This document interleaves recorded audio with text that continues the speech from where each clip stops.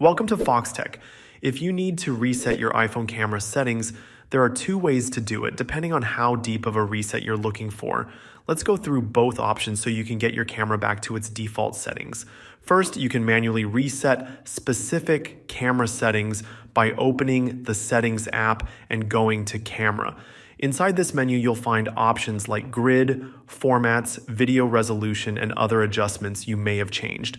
While there isn't a single reset button in this section, you can go through each setting and restore it to its original state.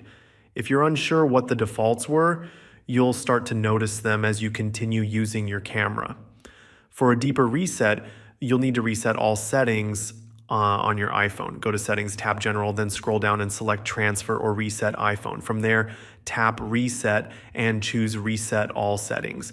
This will restore all system settings, including camera defaults, without deleting any of your personal data. Once the reset is complete, restart your iPhone to apply the changes. Then check if the camera is back to normal.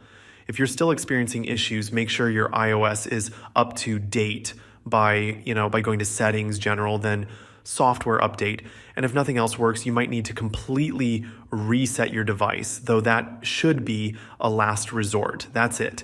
Now you know how to reset your iPhone camera settings at different levels. If this helped, let me know in the comments. And if you found this video useful, don't forget to like and subscribe to Foxtecc for more iPhone and tech tips. Thanks for watching and see you later.